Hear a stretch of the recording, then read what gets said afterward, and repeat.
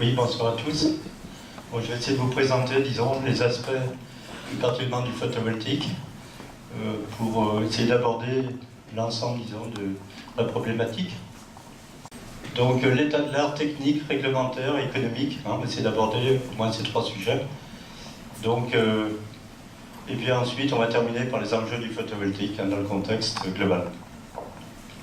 Alors, pour aborder les aspects techniques, on va rappeler que, disons, le photovoltaïque marche à partir de l'énergie solaire. Il faut savoir que le potentiel d'énergie solaire, c'est énorme au niveau de la planète, puisqu'on reçoit 11 000, à peu près 250 fois, l'énergie consommée par l'ensemble de la population mondiale. Donc, vous voyez que de ce côté-là, au niveau énergie, ça ne manque pas. Ici, on a représenté un grand cube, disons, de couleur orange pour représenter l'énergie potentielle du solaire, et puis les petits cubes qui montrent justement les différents potentiels. Donc ici, en bleu, là, c'est la consommation mondiale d'énergie à ce niveau-là, donc le petit cube qui représente. Et là, on voit les potentiels, disons, d'énergie, on va dire fossile, que ça représente ici le charbon, ici le pétrole, le gaz et l'uranium. Donc on voit que le rayonnement solaire est vraiment important à notre planète et ce serait vraiment dommage de ne pas l'utiliser. Ici, pour se mettre au niveau de la France, on a des cartes solaires qui permettent d'identifier l'énergie en énergie solaire selon les régions. Donc là, plus les couleurs sont sombres, bien plus on a d'énergie, on l'imagine bien. Mais tout ça pour dire qu'on peut faire, du photovoltaïque de partout en France, même en Allemagne, où il y a encore moins de soleil qu'en France, ils font beaucoup plus que nous. Ils font 10 fois plus de panneaux solaires que chez nous, 5 fois plus par habitant. Donc vous voyez, ce n'est pas un problème, de localisation qui pose problème. Et en fonction donc, de ce rayonnement solaire, on va pouvoir déterminer l'énergie fournie par des panneaux. Et alors évidemment, plus on sera au sud, plus on aura une meilleure rentabilité pour un investissement identique. Mais il faut savoir que même dans nos régions, de partout en France, on peut faire du solaire et il ne faudra pas s'en priver. Alors il faut bien penser qu'il y a deux aspects de capteurs solaires thermiques. Pour rappel, il y a des capteurs solaires thermiques qui vont transformer donc l'énergie solaire en chaleur, notamment pour chauffer de l'eau. Donc typiquement pour les chauffe-eau solaires, c'est ce qu'on trouve également sur un certain nombre de toitures pour chauffer de l'eau, notamment le chaude sanitaire. Mais nous, on va plutôt s'orienter sur l'énergie solaire qui va être transformée directement en électricité. Donc là, avec des cellules photovoltaïques. Donc c'est deux technologies différentes. Là, on va dire c'est de la plomberie, et là, c'est de l'électricité et de l'électronique. Ici, pour la filière photovoltaïque, on va partir pour une filière, disons, la plus connue, c'est la filière à base de silicium. Le silicium, c'est donc une matière première qu'on trouve dans le sable, qui est de l'oxyde de silicium, et qu'on va transformer donc en silicium par un procédé de chimie de purification. Et ensuite, on va faire des lingots de silicium qu'on va couper en tranches, comme des tranches de saucisson, si vous préférez. Donc, et ensuite, on va traiter ces tranches pour qu'elles soient actives au rayonnement solaire. Et à partir donc, de ces tranches, qu'on appelle cellules solaires, on va les assembler pour pouvoir faire des modules. Et à partir des modules, on va faire des systèmes de taille plus ou moins importante. Alors comment ça marche? L'élément de base, c'est une cellule. C'est à base de silicium. Le silicium, c'est un semi-conducteur, donc un matériau qui a des propriétés intermédiaires entre les conducteurs et les isolants. Et c'est ce qui va être l'élément, disons, essentiel de la cellule. Alors, le rayonnement solaire, c'est l'énergie. Cette énergie qui arrive sur la surface de la cellule, elle va activer, disons, des électrons qui sont sur les atomes de silicium. Et des électrons, ce sont des charges négatives. Et donc, le matériau est fait en sorte que quand il y a les électrons qui sont produits par le rayonnement solaire, les électrons sont attirés en face avant. Donc toute la face avant devient de charge négative, et en face arrière, ça vient de polarité positive. Si vous préférez, c'est une pile qui est produite sous l'effet de la lumière, c'est du mot photopile, et cette pile, bien sûr, est active uniquement quand il y a du soleil. Donc on va trouver une pile pour une tension de l'ordre de 0,5 V. Vous voyez, c'est très faible comme valeur, mais ça, c'est une propriété du silicium, c'est le niveau de tension. Et cette cellule peut délivrer un certain courant de plusieurs ampères qui est fonction de la taille de la surface, fonction de la surface de la cellule. Donc vous voyez qu'une cellule de taille, maintenant la plupart des cellules, c'est des cellules sur 15 cm sur 15 à peu près, eh bien elles fournissent quelques watts. Et quand on parle de quelques watts, c'est bien sûr quand il y a ce qu'on appelle le grand ciel bleu à midi. Évidemment, cette puissance va varier en fonction de l'ensoleillement. Alors, quelques watts, c'est pas grand-chose pour pouvoir alimenter des appareils. Donc, si on veut monter en puissance, on va assembler les cellules entre elles, voilà, et on va faire ce qu'on appelle des modules photovoltaïques ou des panneaux photovoltaïques. C'est un ensemble de cellules qui vont délivrer une puissance supérieure. En les groupant, on peut avoir des panneaux solaires de 10 à 300 watts. Et il y a deux types, disons, de panneaux en cristallin, silicium monocristallin, où on part de cellules rondes, et des cellules de polycristallin, où on fait des cellules qui sont plutôt carrées. Bon, c'est à peu près équivalent en termes, disons, de puissance. Celle-ci, on a un peu un meilleur rendement que celle-ci, mais bon, ce sont les deux les plus utilisés actuellement. Alors, un module, eh bien, on a vu, c'est de l'ordre de 300 watts. C'est pas suffisant quand on veut avoir beaucoup de puissance. Eh bien, on va assembler ces panneaux ensemble, en série, pour monter en tension. Et puis après, on va mettre en parallèle, si bien qu'on peut avoir maintenant des champs photovoltaïques eh bien, de quelques kilowatts à quelques mégawatts. Et maintenant, on monte à plusieurs centaines de mégawatts en photovoltaïque. Donc, c'est maintenant plus un problème de surface pour récupérer. Mais techniquement, on n'est pas limité en puissance. Il suffit d'avoir la surface correspondante. Alors, souvent, en photovoltaïque, on parle de watts-crête. Oui, parce que ça, c'est une unité de référence normalisée dans le domaine du photovoltaïque. Ça correspond à une puissance électrique instantanée maximale que peut délivrer donc un panneau ou une cellule pour des conditions d'ensoleillement et température donnée. En fait, quand on parle de, par exemple, une module de 300 watts-crête, ça veut dire que c'est la puissance maximale que pourrait fournir ce panneau s'il recevait un ensoleillement de 1000 watts par mètre carré, on va dire le grand ciel bleu à midi, et si le panneau est à 25 degrés. En pratique, on n'a pas toujours ces conditions, puisque l'ensoleillement n'est pas toujours constant, donc cette puissance va varier. Mais quand on parle de watts-crête, en fait, ça permet de définir une taille de panneau. Un panneau de 300 watts-crête, c'est 1,70 m par 1 mètre à peu près. Il faut savoir qu'un mètre carré de panneau solaire, ça permet de pouvoir cette puissance de l'ordre de 175 watts-crête. Voilà, donc quand on va parler de watts-crête, ça sera plutôt en fait une idée de surface à quelque chose. Alors maintenant, si on s'occupe des aspects environnementaux des photovoltaïques, souvent on se pose la question, mais oui, mais un panneau c'est bien beau, mais ça demande de l'énergie pour le fabriquer, et combien de temps il va le mettre à rembourser, disons, l'énergie nécessaire pour sa fabrication.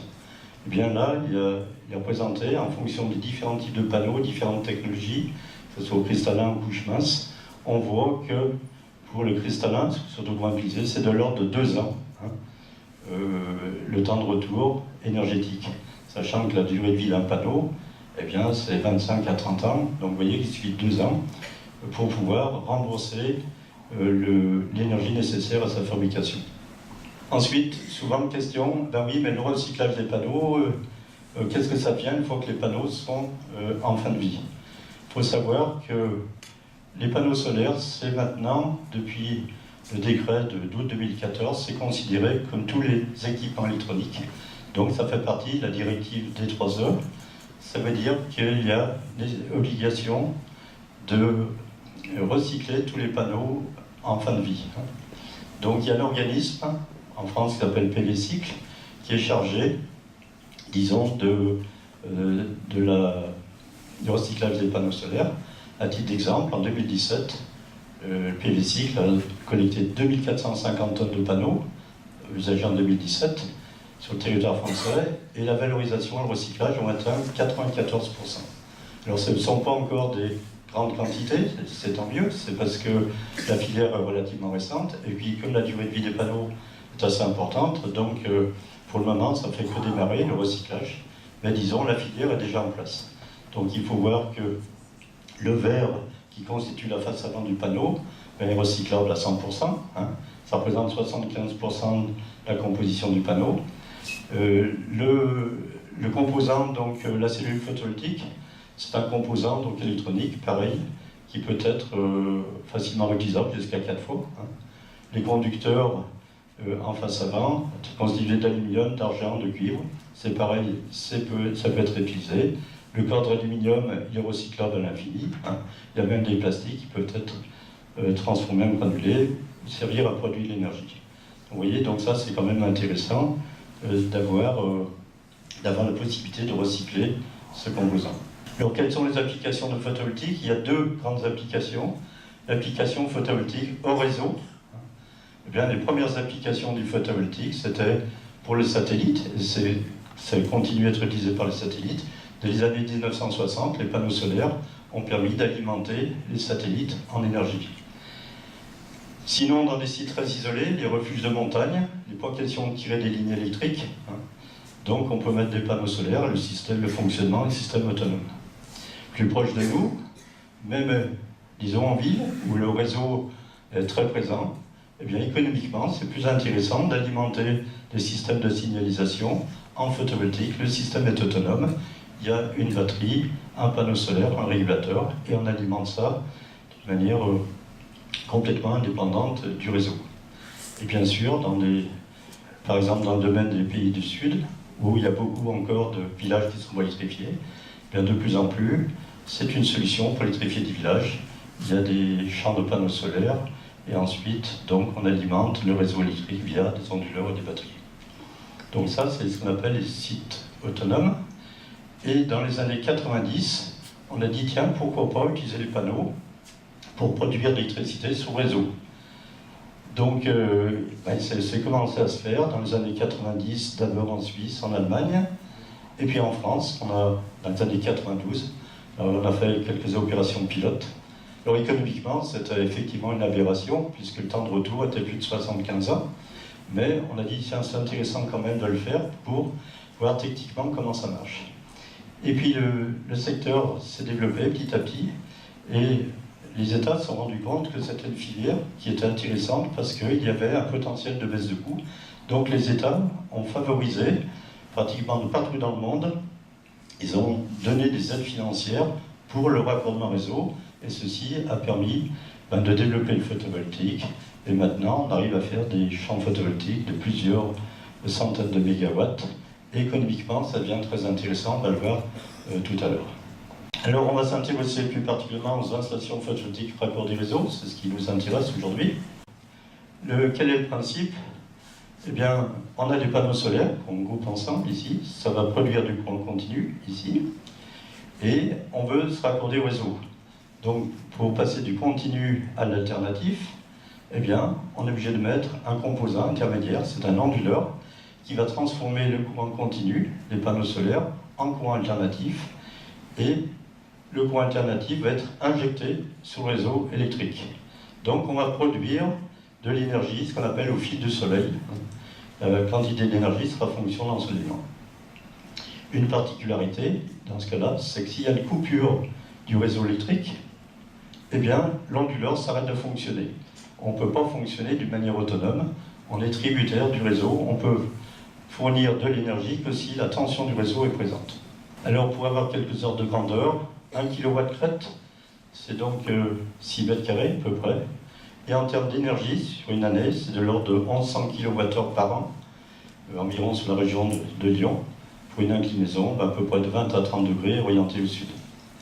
Donc 3 kW crête, c'est souvent ce qu'on met sur les habitations, ça fournit à peu près 3300 kWh par an, et ça correspond à peu près à la consommation annuelle d'un foyer qui n'est pas équipé de chauffage électrique, ni de chaude de manière électrique. Donc ça permet de produire autant d'énergie à peu près qu'on en consomme. C'est un ordre de grandeur. Bien sûr qu'il n'est pas toujours possible de mettre, disons, les panneaux solaires plein sud et les toits plein sud. il est possible de mettre des panneaux solaires au sud-ouest, à l'est ou à l'ouest. Bon, on perd un petit peu d'énergie, mais ce n'est pas si important que ça. Après, c'est des calculs qui permettent de voir si ça reste intéressant ou pas, suivant les cas de figure. Alors, pour se raccorder au réseau, il y a, disons, deux possibilités. Vous avez ici l'habitation, avec donc son compteur et ses appareils de consommation. Et première possibilité, c'est que si vous mettez panneaux solaires sur votre toit, vous avez possibilité de vous raccorder directement sur le réseau Enedis. C'est-à-dire, vous prenez un raccordement indépendant du vôtre et vous allez envoyer toute l'énergie produite sur le réseau électrique Enedis. Donc, c'est deux systèmes indépendants. Vous consommez votre énergie de ce côté-là, vous produisez de ce côté-là, et ces deux systèmes, je dirais qu'ils fonctionnent indépendamment.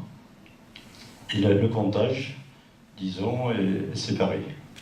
Donc l'avantage de ce type de raccordement, c'est qu'on a une production d'électricité qui est prévisible sur 20 ans. On sait à peu près, les données d'ensoleillement sont à peu près semblables d'une année sur l'autre, et connaissant la taille des panneaux, on sait ce qu'on va produire sur 20 ans. Sachant que si on vend l'électricité au réseau, dans la mesure où il y a un prix qui est garanti sur 20 ans, on peut tout à fait faire, disons, calculer la rentabilité sur 20 ans sans avoir de grosses surprises. L'inconvénient, on va dire, d'un système comme celui-ci, c'est qu'il faut deux points de raccordement. Un raccordement pour la consommation d'habitation, qui est déjà existant, mais quand vous voulez mettre votre système solaire, il faudra mettre un autre raccordement au niveau d'Enedis, et ce raccordement, il peut être en limite de propriété, donc ça nécessite un petit peu, disons, éventuellement de liaison, éventuellement de tranchées pour pouvoir se raccorder au réseau ici en limite de propriété souvent.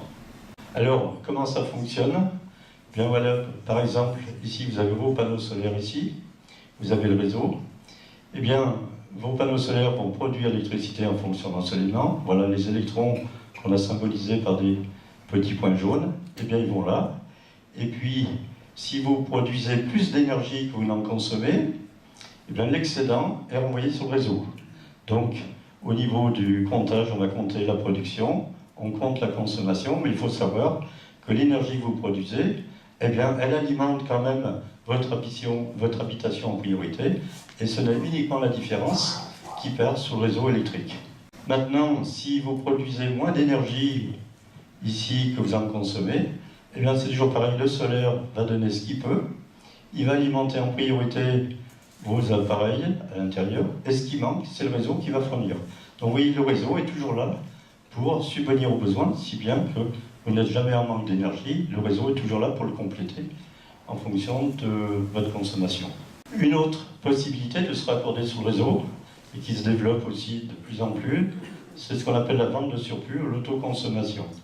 Cette fois-ci, les panneaux solaires, il y a toujours les panneaux l'onduleur. Au lieu de se raccorder sur le réseau en externe, on se raccorde à l'intérieur de l'habitation sur le tableau électrique. Donc l'avantage, le raccordement au réseau il est simplifié parce qu'on n'est pas obligé d'aller se raccorder en limite de propriété. Il y a possibilité de revendre le surcoût si on produit le surplus. Si on produit plus d'énergie qu'on en consomme, eh bien l'excédent va être vendu, le cas échéant, donc au réseau électrique. Ceci, c'est vrai que si on respecte un certain nombre de critères d'implantation, on le verra au niveau de la réglementation. Il y a également des subventions à l'investissement pour les petites installations. Et puis ça permet de réduire la facture d'électricité parce que tout ce qui est produit par le solaire n'est pas acheté au réseau électrique, donc ça vous fait des économies. L'inconvénient, c'est la difficulté de prévoir la rentabilité. Comment connaître à 10 ou 15 ans le coût d'achat d'électricité sur site, ici, et puis la consommation. Donc ça, c'est ça qui n'est pas évident. Et puis l'incitation à la surconsommation en journée, il ne faut pas non plus, parce que pour ne pas injecter, pour limiter la quantité d'énergie injectée sur les eaux, il ne faut pas être amené à consommer plus que besoin en journée. Bien là, c'est le même principe. Ici, on produit l'énergie, mais vous voyez qu'ici, il y a un compteur, un seul compteur, qui comptabilise dans les deux sens. C'est les fameux compteurs Linky maintenant qui se développent, et ils ont la possibilité de compter dans les deux sens, alors que les anciens compteurs, on va dire, ou les compteurs actuels ne le permettent pas. Et donc, sur le plan technique, c'est exactement le même fonctionnement. Il n'y a que le comptage l'emplacement du comptage qui est différent. Ben voilà, pareil, si on produit moins que la consommation, l'énergie vient du réseau et le comptage se fait à ce niveau-là. Donc il y a deux prix, généralement. Il y a un prix d'achat d'électricité, un prix de vente d'électricité qui est différent. Voilà, mais ça, le compteur permet de bien différencier. Il y a la notion d'autoconsommation, autoproduction. Vous voyez que ici, la courbe en cloche, ça correspond, disons, une journée ensoleillée, c'est l'énergie fournie par le solaire. Et puis, les courbes là en bleu, ici, c'est la consommation. Donc on voit que la partie assurée ici, eh bien, c'est donc l'énergie fournie par le solaire qui est autoconsommée sur place. Donc c'est la partie assurée, ainsi. Donc le taux d'autoconsommation, on va le définir comme le rapport entre la zone assurée rouge et la zone jaune qui est en forme de cloche. C'est le rapport qui permet de savoir qu'est-ce qu'on consomme sur place et qu'est-ce qu'on renvoie sur le réseau en excédent. Et puis le taux d'autoproduction, c'est le rapport entre la zone assurée et puis la consommation totale, disons, d'électricité. Ces deux notions, ça permet de savoir justement les économies qu'on va faire sur la consommation d'électricité en fonction de l'énergie qui va être consommée en journée. Et puis le taux de couverture, eh bien, c'est la quantité d'énergie produite globalement par rapport à toute l'énergie consommée. Est-ce qu'on produit autant d'énergie qu'on en consomme? Ça, c'est ce qu'on appelle le taux de couverture. Évidemment, on a intérêt à avoir un taux de couverture le plus élevé possible si on veut faire le maximum, disons, de solaire. Voilà pour les aspects techniques. Maintenant, les aspects réglementaires. L'État, justement, souhaite favoriser le développement de l'énergie solaire. Donc, pour inciter les gens à consommer, les personnes à consommer, eh bien, il met des tarifs de production d'électricité solaire selon différents cas de figure. D'abord, pour des petites puissances, il est tout à fait possible d'installer chez vous, disons, des panneaux solaires, et puis sans demander de le revendre, vous consommez sur place votre énergie, et si vous en avez trop, vous renvoyez, mais il n'est pas valorisé au niveau de la vente. Donc ça, c'est valable pour les petites installations.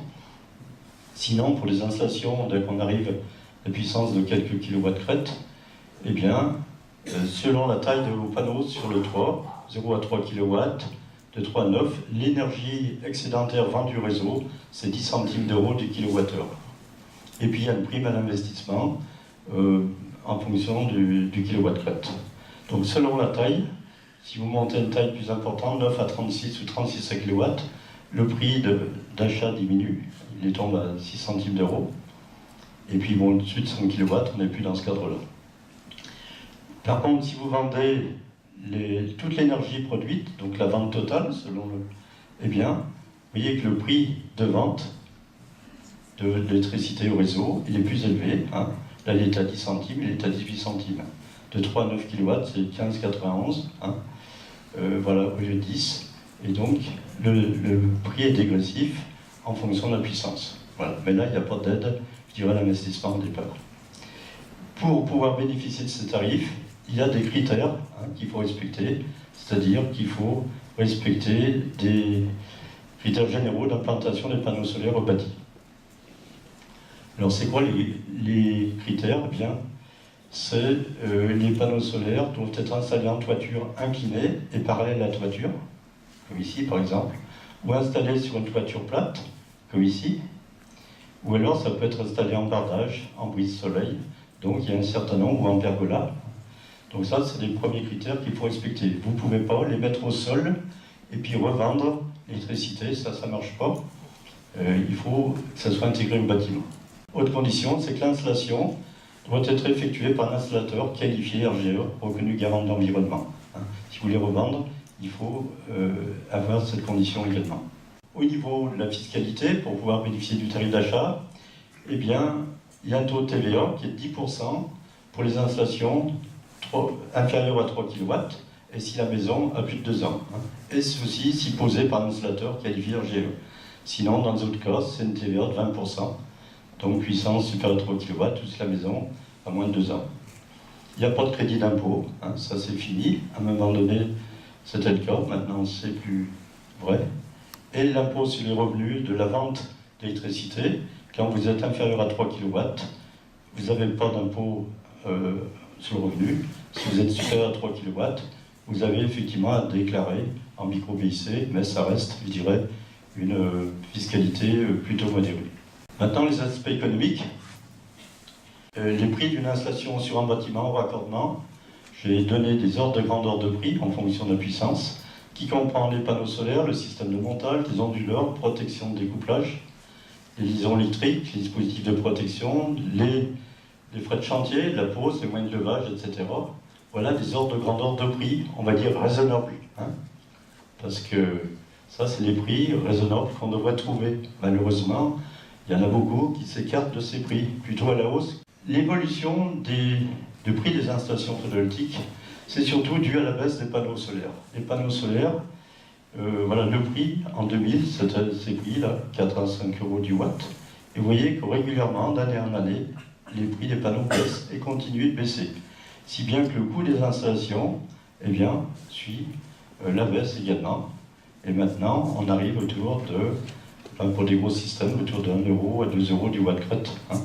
Donc vous voyez, c'est une baisse régulière qui fait que le photovoltaïque devient de plus en plus compétitif. Alors, autre chose, c'est que c'est intéressant de dire, tiens, les panneaux solaires que je mets sur mon toit, combien ils me reviennent au coût du kilowattheure.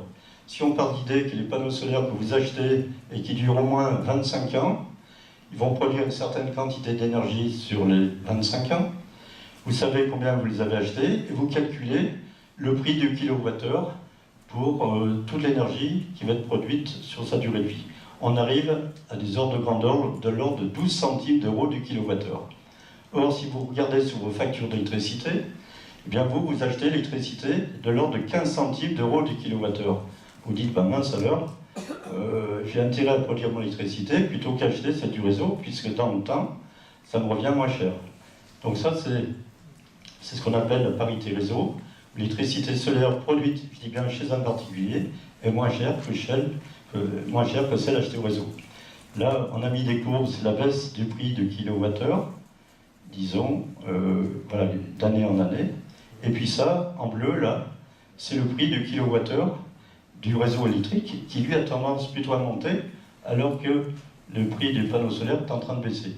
Et on voit qu'on est arrivé dans une zone qu'on a dépassée, où il est plus intéressant, à la limite, si on se met, je dis bien, si on se met dans la durée, il est plus intéressant de produire son électricité soi-même que d'acheter au réseau.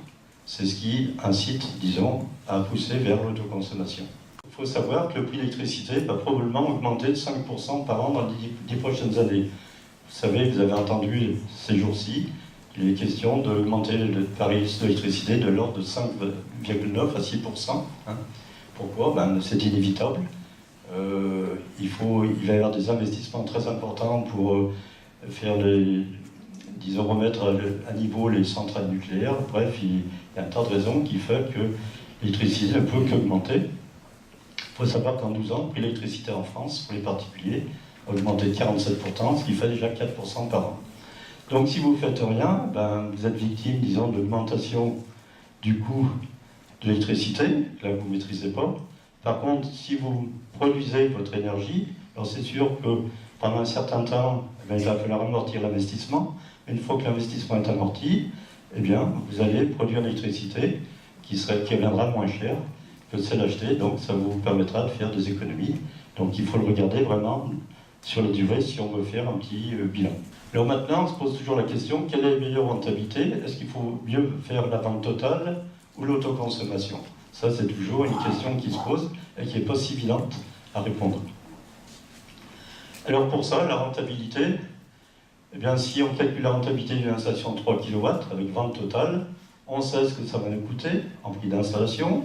En gros, 8 680 € TTC pour 3 kW, c'est un ordre de grandeur, qui intègre dedans le prix du générateur, la pose, plus les frais de tranchée, plus le raccordement au réseau Enedis, qui représente un certain coût. Voilà. Donc ça me revient à ce prix-là. Les incitations financières, donc le prix d'achat du kilowattheure, c'est de l'ordre 18,72 centimes d'euros. Et puis le prix d'impôt, non.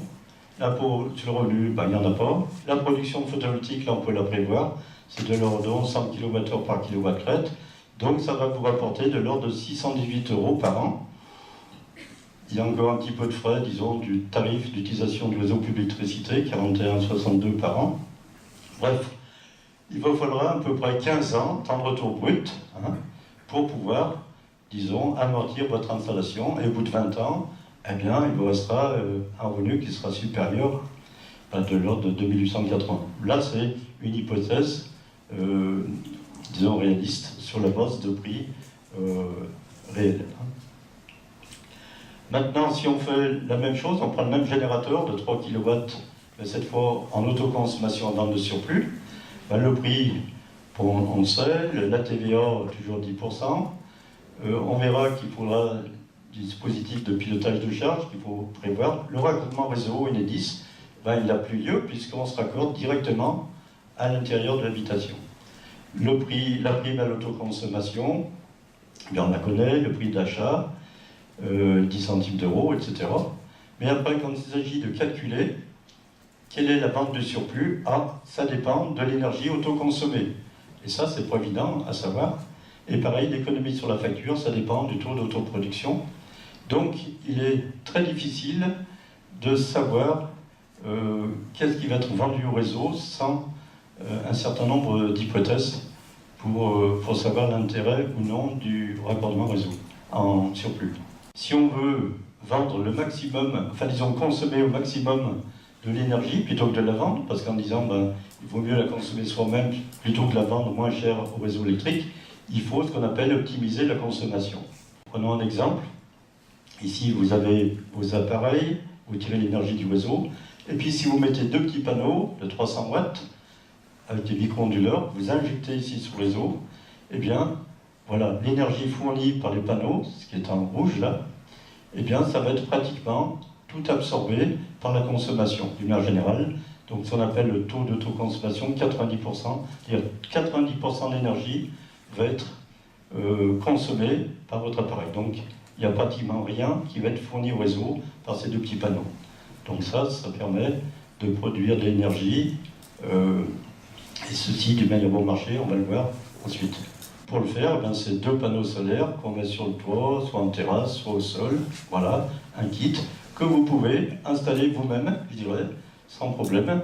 Et vous branchez ça, c'est très simple à brancher sur le tableau électrique. Ça peut être fait, ceci, sans problème. Donc ça, c'est ce qu'on appelle les kits d'autoconsommation de deux panneaux solaires. Ça, c'est l'optimum pour pouvoir consommer le maximum de l'énergie produite par ces panneaux. Par contre, si vous mettez un panneau, une installation 3 kW beaucoup plus importante, voilà, s'il fait un jour de beau temps, c'est la courbe bleue, là, c'est fourni par le soleil, et vous, ce que vous consommez, c'est voilà, la partie grise, et puis la partie verte, c'est ce que vous consommez en journée, et en grise, c'est ce qu'on vous consommez le soir ou la nuit. Donc vous voyez que l'énergie consommée, c'est dans la partie verte. Et tout ce qui est partie bleue, là, ça veut dire que vous revendez au réseau électrique un tarif de 10 centimes. Alors que ce qui est en vert est en gris, vous l'achetez à 15 centimes.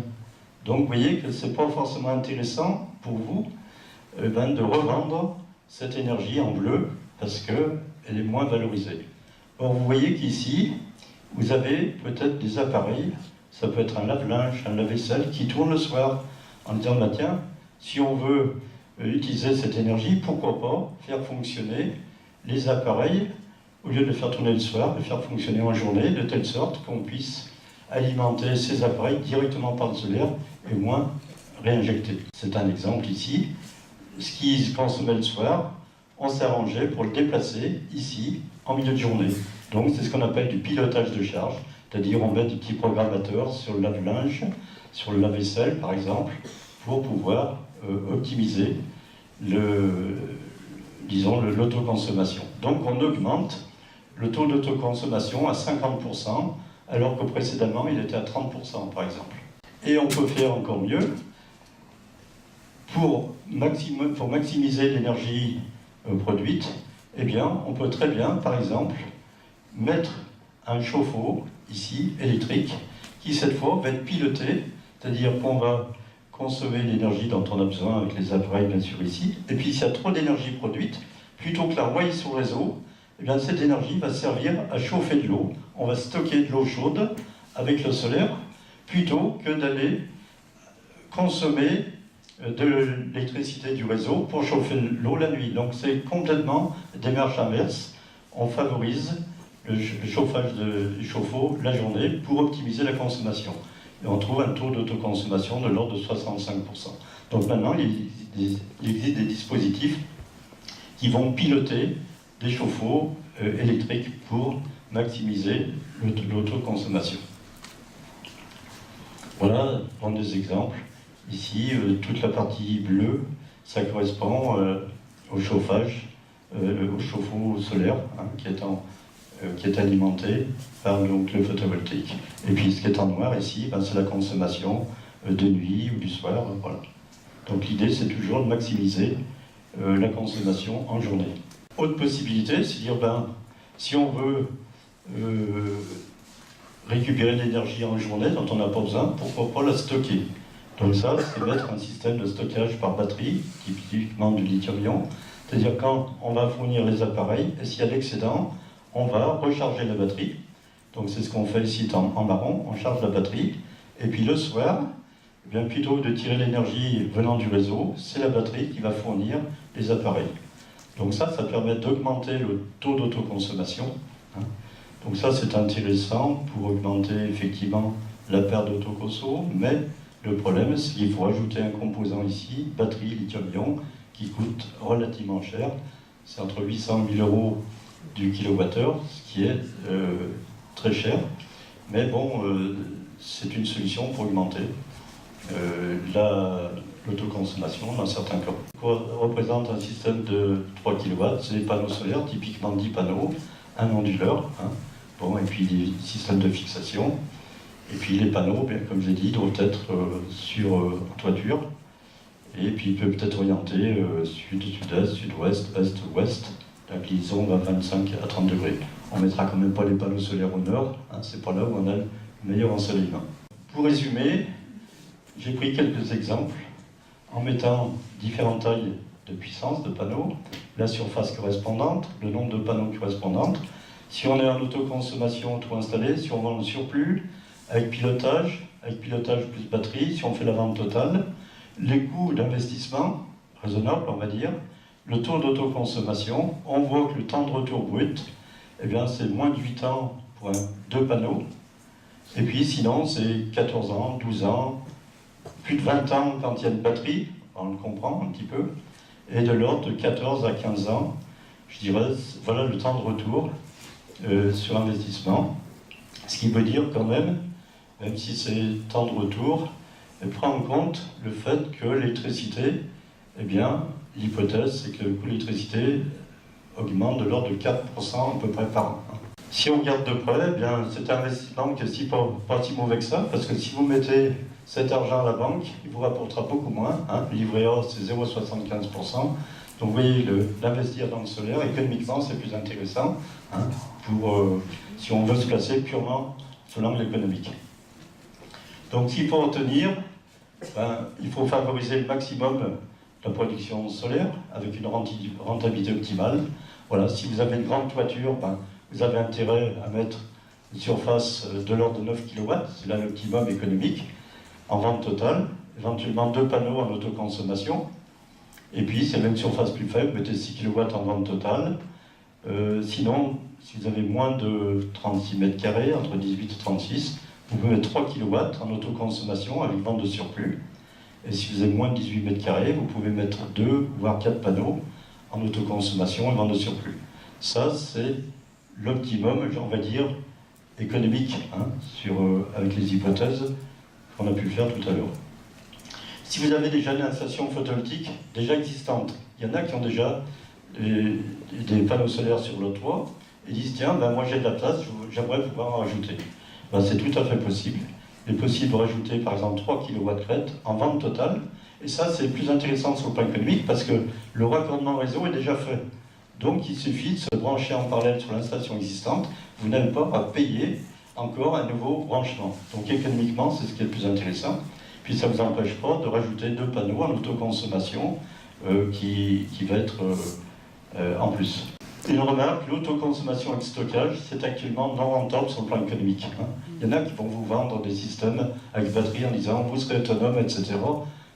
Fuyez-les cela parce que économiquement ça ne tient pas. Sauf si vous voulez vous faire plaisir, oui, mais la rentabilité, dans le contexte français, je dis bien, ça ne marche pas. Par contre, en Allemagne, le prix de kilowattheure, il n'est pas à 15 centimes, il est à 29 centimes d'euros. Et la plupart des installations photovoltaïques en Allemagne, la moitié à peu près, se vendent avec des systèmes avec batterie. Parce qu'économiquement, je dirais, ça se défend. Et puis, il y a même des aides pour les systèmes avec batterie dans le contexte allemand. Contexte français, c'est pas intéressant, sauf si vous souhaitez éventuellement sécuriser votre alimentation électrique en cas de coupure du réseau. Donc, quand vous avez une batterie, ça permet, s'il y a une coupure du réseau, éventuellement d'alimenter votre maison, mais ceci pendant quelques heures, et non pas pendant des semaines en absence du réseau. Oubliez d'être complètement autonome avec du photovoltaïque pour l'habitation. Ça nécessite un stockage de plusieurs jours, donc économiquement, je dirais que ça ne tient pas, sauf bien sûr dans des cas particuliers, des refuges de montagne, des habitations à faible consommation éloignées du réseau. C'est ce que l'on fait bien sûr en France pour certaines habitations ou refuges de montagne, parce que là, il n'y a pas d'autre solution.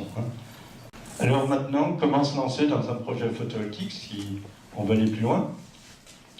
D'abord, se méfier des arnaqueurs. Et il y en a, et ça continue. Il faut voir que dans les années 2009-2010, il y a eu un engouement pour le photovoltaïque parce qu'il y a eu des aides financières très importantes. C'était 60 centimes d'euros du kilowattheure. Et il y avait même des aides de crédit d'impôt, il y avait même des subventions de la région, il y avait même des aides de la commune. C'était hyper intéressant.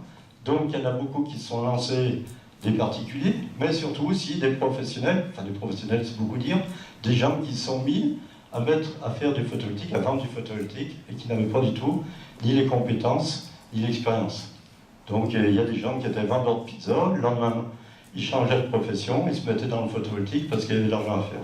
Donc il y a eu beaucoup d'arnaques dans les années 2010, et puis il y avait l'emballement du photovoltaïque. L'État il a dit oulala, on ne maîtrise plus rien. Il y a eu un moratoire en 2011, il a dit on arrête tout, le jeu c'est fini, on va redéfinir les règles du jeu. Et donc, les tarifs ont baissé de 60 centimes, ça a baissé, c'est redescendu à quelques dizaines de centimes, et donc, ça s'est assaini le marché, il y a beaucoup d'entreprises qui ont disparu, il y en a qui sont restées, heureusement, les plus sérieuses, mais il en reste encore, qui sont sur le marché, et qui sont pas très sérieuses, et il ne faut pas faire confiance, déjà aux commerciaux, qui se présentent comme des techniciens, qui disent, voilà, on vient dans l'ADEME, on vient au DDF, tout ça, c'est de la foutaise, c'est pour essayer de montrer patte blanche. Ceux qui vous démarchent par téléphone, il faut s'en méfier, parce que les bons installateurs, ils n'ont pas besoin qu'ils ont démarché par téléphone. Les clients, qui reviennent à eux, c'est de bouche à oreille.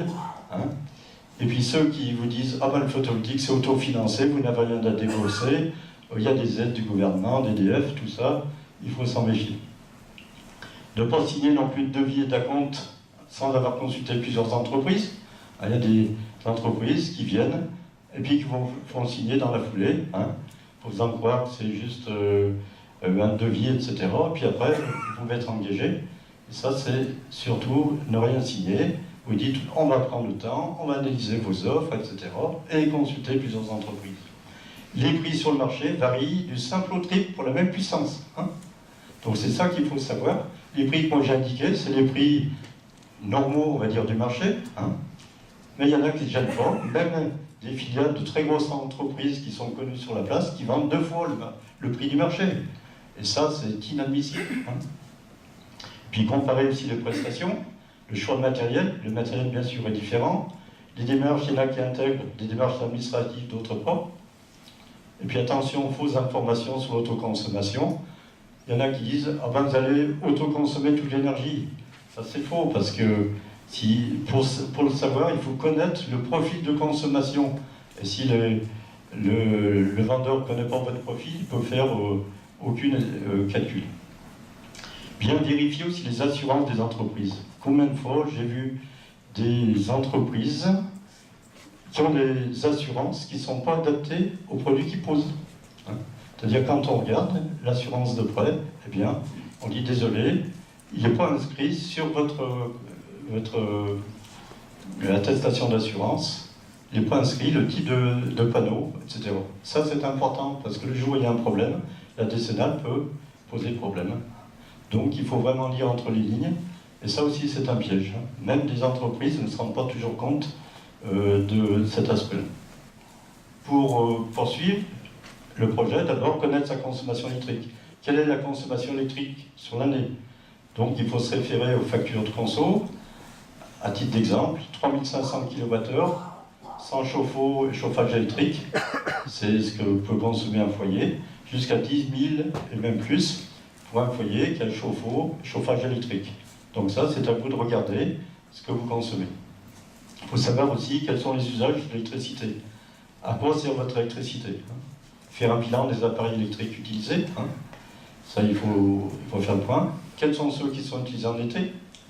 Quel est le profil de consommation en journée? Quel est le talon de consommation en journée? C'est-à-dire pour lequel forcément vous avez une consommation en journée.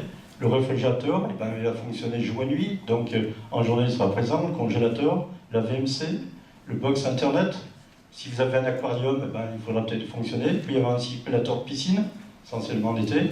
Il peut y avoir des veilles. Donc tout ça, il faut identifier pour savoir ce que vous consommez. Et si on veut être vraiment plus précis, il faut pouvoir instrumenter sa maison pendant quelques heures, quelques semaines avec un analyseur de réseau. Et maintenant, avec les compteurs Linky, il y a possibilité d'avoir son profil de consommation qui permet de savoir comment vous consommez sur la journée. Donc ça peut être aussi, au moins un des avantages du compteur Linky, d'avoir, au moins pour vous, votre profil de consommation. Ça peut être intéressant. Alors, comment se répartit la consommation électrique d'un habitat pour 3500 kWh? Eh bien voilà, un ordre de grandeur. L'informatique représente à peu près 14%, l'éclairage 12 à 13%, lavage 15%, l'audiovisuel, le froid. Voilà, on part du principe qu'on ne chauffe pas l'eau à l'électricité, c'est un ordre de grandeur. Et voilà une courbe de charge moyenne, c'est-à-dire la puissance que vous consommez en fonction de la journée. Vous voyez, vous consommez plus le soir, ça se comprend.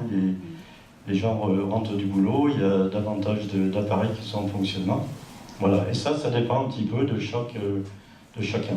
Premièrement, avant de produire l'énergie, il faut réduire sa consommation électrique. Pourquoi? Parce que l'énergie, comme on disait, la moins chère à produire est celle que l'on ne consomme pas. Donc, ça c'est la démarche Négawatt dont on vous a parlé, qui est basée sur 3 choses. La sobriété énergétique, d'abord, c'est supprimer les consommations inutiles. Donc ça correspond aux modifications du comportement. Exemple étant des lampes inutiles, couper des récepteurs en veille. Ça ne gêne pas pour autant le service, mais ça permet de faire des économies. Après, une fois qu'on a fait cette sobriété énergétique, c'est l'efficacité énergétique. C'est-à-dire qu'on va choisir des récepteurs avec le meilleur rendement possible. Prenons l'exemple, avant pour s'éclairer, on mettait des lampes 60 watts incandescentes. Elles faisaient 5% de la puissance servait à faire de la lumière et le reste, ça passait en chaleur. Maintenant, avec les lampes LED, pour le même éclairage, vous consommez 6 watts au lieu de 60 watts. Donc vous voyez que vous consommez 10 fois moins et vous avez le même service rendu. Donc vous voyez qu'il faut agir sur tous ces postes pour pouvoir optimiser d'abord la consommation. Ensuite, se poser la question, quel est l'emplacement possible des panneaux solaires? Quelles sont les toitures qui sont bien exposées au soleil? Sur l'habitation, sur la véranda, sur le garage, quelles sont les surfaces disponibles, quelle est l'exposition, les orientations, y a-t-il des ombrages? Parce qu'il faut voir, si vous avez une cheminée ici, ça fait de l'ombre sur les panneaux, ça perturbe, disons, le fonctionnement des panneaux, surtout quand ils sont tous en série. Il suffit d'avoir quelques panneaux à l'ombre, ça va bloquer toute la chaîne correspondante. Sauf si on met des micro-onduleurs, là on peut se permettre, disons, d'optimiser la production. Voilà, mais d'une manière générale, il faut éviter les ombrages. Ensuite, si on ne dispose pas de toiture favorable pour le solaire, comment contribuer à notre niveau à l'augmentation de la part des énergies renouvelables dans le mix énergétique français? D'abord, choisir un vrai fournisseur d'électricité verte. Vous savez que maintenant tous les fournisseurs disent « Ah, on a une offre d'électricité verte », mais il faut voir qu'elles ne sont pas toutes de même valeur. Enercop, qui est une coopérative justement de citoyens, c'est le seul fournisseur sous statut coopératif avec garantie d'origine 100% énergie renouvelable. Donc, il faut faire attention aux offres vertes des autres fournisseurs. Autre possibilité aussi, c'est de devenir sociétaire d'entreprises citoyennes de production d'énergie renouvelable. Exemple, la CVPM, il y a déjà 280 actionnaires qui n'ont pas forcément de photovoltaïque sur leur toiture, mais qui financent justement des projets collectifs qui sont réalisés dans ce cadre-là. Ensuite, il faut choisir un installateur photovoltaïque compétent et qualifié. L'installateur là, qui doit intervenir, il doit disposer de doubles compétences. Savoir bien sûr être habilité pour faire des travaux en hauteur, travaux d'étanchéité éventuellement, de couverture et des travaux d'électricité. Il y a des qualifications qui sont exigées, à minima maintenant, c'est Quali-PV, ou Quali-FELEC, ou Quali-BAT. C'est des qualifications qui sont données par 3 organismes différents et qui sont exigées pour pouvoir justement bénéficier du RGE. Également, les installateurs doivent avoir des habilitations électriques, pouvoir manipuler des engins, bref, il y a un certain nombre de compétences à avoir. Et puis, j'insiste, l'installateur doit être correctement assuré, la responsabilité civile professionnelle pour les risques inhérents en période de chantier, et puis la garantie décennale sur l'ensemble des travaux. S'il y a une proposition commerciale qui doit être faite, vous avez une petite étude technico-économique qui doit vous indiquer le temps de retour sur l'investissement avec les hypothèses, et puis un devis détaillé qui indique le prix des composants, le prix de la main-d'œuvre, le montant des prestations, et puis le descriptif technique des composants proposés. Quels sont les types de panneaux? Est-ce que c'est des panneaux européens? Est-ce que des panneaux chinois? Est-ce que c'est des onduleurs chinois, etc. C'est pas du tout la même chose en termes, disons, de qualité et de prix. Donc ça, c'est important de bien détailler. Ceux qui vont faire un prix global où tout est noyé dedans, méfiez-vous, ça prouve qu'il y a des choses qui sont cachées là-bas dessous. Ensuite, pareil, s'il y a une facture doit bien sûr reprendre le détail du devis. Joint à la facture, il doit y avoir une attestation de qualification, certification procès de l'installateur, ça c'est exigé pour avoir le tarif d'achat. Attestation de garantie décennale, attestation de garantie des panneaux, attestation de garantie des onduleurs et certificat de conformité électrique du consuel. Ça c'est indispensable, on ne peut pas se raccorder les réseau si on n'a pas ce papier. Et c'est l'installateur qui doit le fournir. Donc, et le consuel peut éventuellement visiter l'installation pour voir si elle est conforme aux règles de l'art. Sinon, si vous n'avez pas ce papier, vous ne pourrez pas vous raccorder au réseau, vous ne pourrez pas faire la mise en service. Des démarches administratives, eh bien, en termes d'urbanisme, si le photovoltaïque est sur le bâtiment, si c'est un bâtiment existant, il faut faire une demande préalable de travaux, ça c'est pas très compliqué à faire. Si c'est un bâtiment neuf en projet, il faut intégrer le photovoltaïque dans le demande de permis de construire. Attention, dans certains cas, il faut avoir l'avis des architectes des bâtiments de France, quand on a des zones un peu sensibles. Si le photovoltaïque est au sol, il n'y a pas d'autorisation nécessaire. Si la puissance crête est inférieure à 3 kW, et si la hauteur est inférieure à 1,80 m, c'est le cas des kits d'autoconsommation. Et au niveau d'Enedis, c'est le gestionnaire de réseau, ex-ERDF, eh bien, pour les tout petits systèmes, on a une convention d'autoconsommation.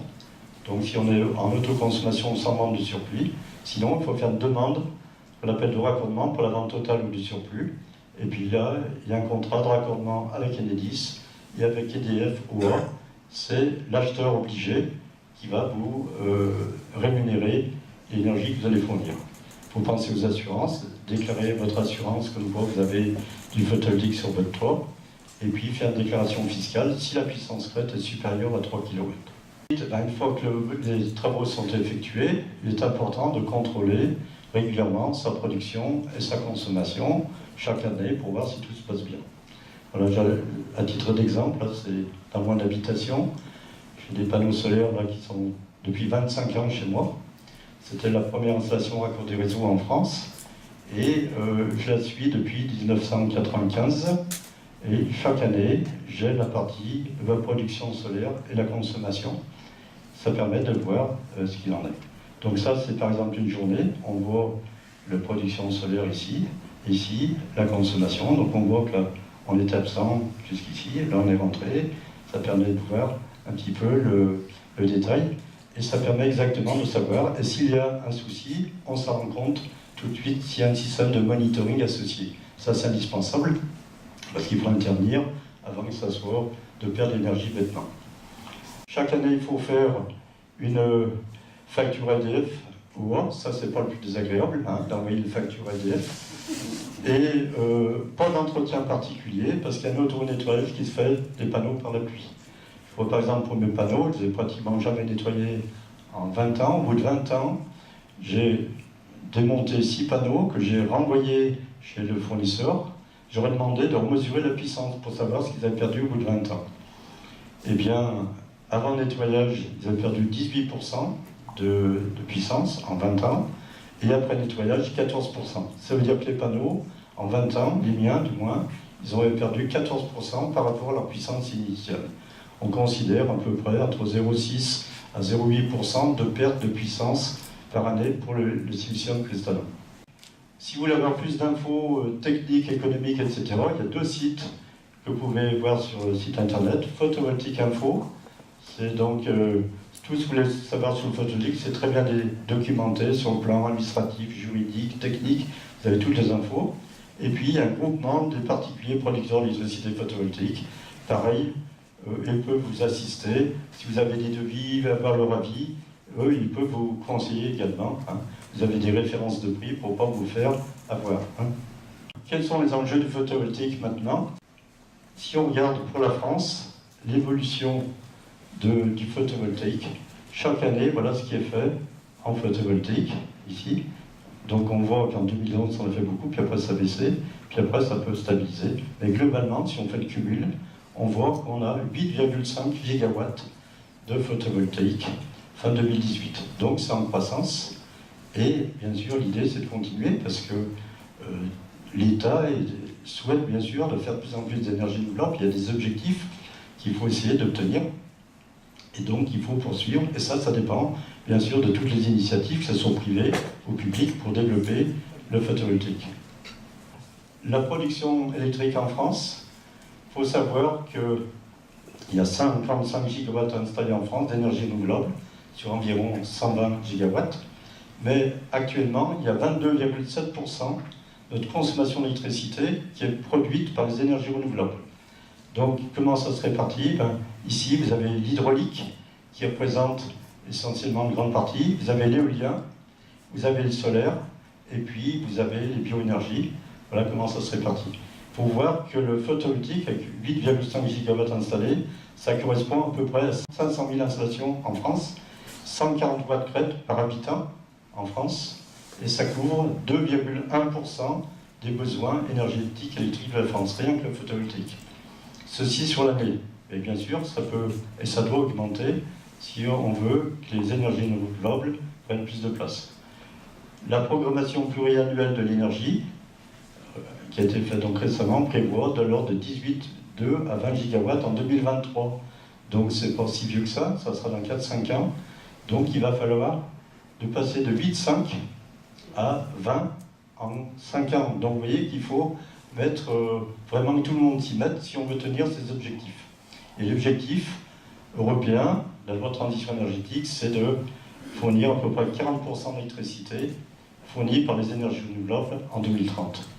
Le potentiel d'énergie photovoltaïque en France, si on voulait fournir avec du photovoltaïque toute la consommation électrique de la France, il faudrait des panneaux solaires, par exemple sur le département du Rhône, 60 km sur 60 km. Avec cette surface de panneaux solaires, on pourrait alimenter, disons, compenser toute la consommation électrique de la France. 60 km sur 60, voilà, c'est pour donner un ordre de grandeur. Si on se place maintenant au niveau de la Copamo, eh bien, au niveau de la Copamo, fin 2007, il y a 346 installations de 3,8 kW en moyenne, plus 4 installations de 130 kW.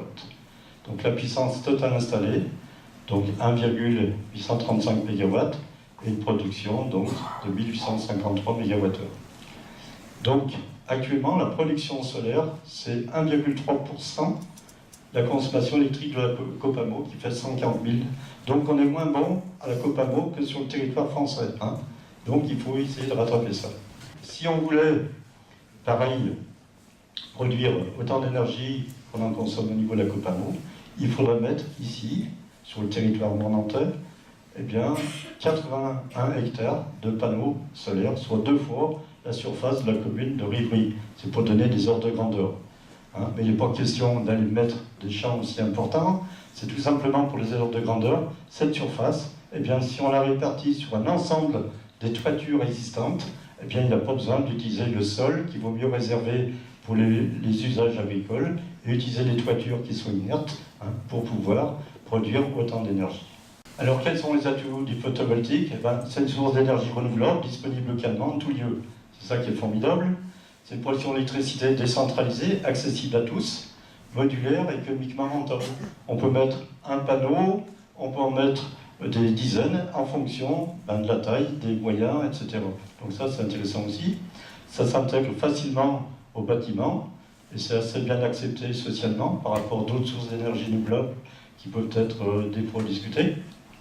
C'est une filière créatrice d'emplois nouveaux et locaux, non délocalisables. Quand il faut installer, ça crée des emplois. C'est une source d'énergie compétitive avec la baisse régulière donc des coûts des panneaux. Et c'est aussi une technologie où il y a une forte potentialité à l'export pour le couplage réseau, l'électrification de zones non électrifiées, notamment en Afrique. Il y a un tas de régions qui ne sont pas électrifiées. Le photovoltaïque est tout à fait bien adapté. On va permettre d'autres types de production centralisée. Et puis ensuite, c'est un système de production d'électricité qui est respectueuse de l'environnement. Ça ne produit pas des gaz à effet de serre, c'est sans mouvement, c'est sans bruit. Temps de retour énergétique de l'ordre de 2 ans. Et tout ça, on l'a vu tout à l'heure, les panneaux sont recyclables. Alors pourquoi devenir producteur d'électricité? D'abord une motivation éco-citoyenne. C'est motivant de produire de l'énergie sans polluer, sans produire des gaz à effet de serre. C'est stimulant de participer, si peu que ce soit, à la production électrique du pays. C'est intéressant de réfléchir aussi à sa propre consommation énergétique. Et puis c'est mobilisateur de favoriser le développement des techniques d'avenir. Alors pensons global, agissons local, et bien devenons chacun producteur d'électricité. On peut se regrouper pour voir ce qu'on peut faire ensemble. Et puis l'objectif, c'est tous les toits, comme ici dans cette région, sont équipés de photovoltaïque si on veut atteindre les objectifs. Et je vous remercie.